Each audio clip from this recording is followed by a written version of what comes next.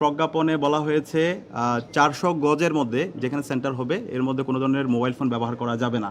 তো আমরা বলেছি এটা সম্পূর্ণ একটা অগণতান্ত্রিক সিদ্ধান্ত এবং স্বৈরতান্ত্রিক সিদ্ধান্ত।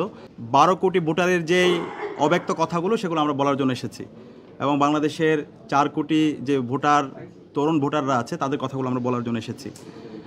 গত ১৬ বছরে বাংলাদেশে যারা তরুণরা আছে, আমরা যারা ১৮ বছর থেকে ২৫ বছরের এই বয়সে যারা আছে, আমরা ভোট দিতে পারিনি। সুতরাং এই নির্বাচনটি বাংলাদেশের সকল মানুষের কাছে গুরুত্বপূর্ণ এবং নির্বাচন উপলক্ষে ইতিমধ্যে দেখতে পেয়েছেন বাংলাদেশের ৫৬,০০০ বর্গমাইল জুড়ে একটা আমেজ তৈরি হয়েছে। সে আমেজকে নষ্ট করার জন্য বিভিন্ন ধরনের ইতিমধ্যে আমরা অপপ্রয়াস দেখতে পাচ্ছি। তো সেই ষড়যন্ত্র এবং অপপ্রয়াসের বিরুদ্ধে আমাদের কনসার্নগুলো জানানোর জন্য আমরা আজকে এসেছি। ছাত্র সমাজের যে দাবি এবং গণমানুষের যে দাবি, সেই দাবিগুলো, সেই কথাগুলো আমরা বলার জন্য এসেছি। আপনারা দেখতে পেয়েছেন গতকালকে নির্বাচন কমিশন থেকে একটা প্রজ্ঞাপন হয়েছে। সেই প্রজ্ঞাপনে বলা হয়েছে ৪০০ গজের মধ্যে যেখানে সেন্টার হবে এর মধ্যে কোনো ধরনের মোবাইল ফোন ব্যবহার করা যাবে না। তো আমরা বলেছি এটা সম্পূর্ণ একটা অগণতান্ত্রিক সিদ্ধান্ত এবং স্বৈরতান্ত্রিক সিদ্ধান্ত। এই সিদ্ধান্তের মাধ্যমে নির্বাচনের যে আমেজ তৈরি হয়েছে সেই আমেজকে নষ্ট করা হচ্ছে। নির্বাচন এটা তো একটা উৎসবের জিনিস। আমরা ভোট কেন্দ্রে যাব, ভোট কেন্দ্রে আমাদের পছন্দের প্রার্থীকে আমরা ভোট দেবো, এটাকে নিয়ে উৎসব করব।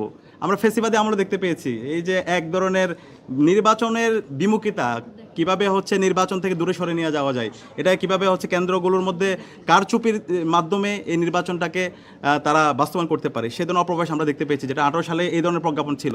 তো আমরা হুঁশিয়ার করছি এই জুলাই বিপ্লব পরবর্তী এই ধরনের অপপ্রয়াস, কারচুপি নির্বাচন যদি কেউ করতে চায়, সেটা আমরা বাংলাদেশের তরুণরা বেঁচে থাকতে, জুলাইয়ের প্রজন্ম বেঁচে থাকতে আমরা সেটা হতে দিব না। তো নির্বাচন কমিশনকে আমরা সুস্পষ্টভাবে বলেছি এই যে দাবি এসেছে অগণতান্ত্রিক সিদ্ধান্ত, যে ৪০০ গজের মধ্যে কোনো ধরনের ফোন ব্যবহার করা যাবে না, সেটাকে বাতিল করতে হবে।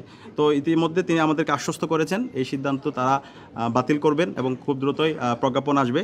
তো আমরা এটার জন্য ওনাকে ধন্যবাদ জানিয়েছি এবং বলেছি এই ধরনের কনসার্নগুলো, এই ধরনের সিদ্ধান্ত, অগণতান্ত্রিক সিদ্ধান্তগুলো যেন কোনোভাবে নেওয়া না হয়।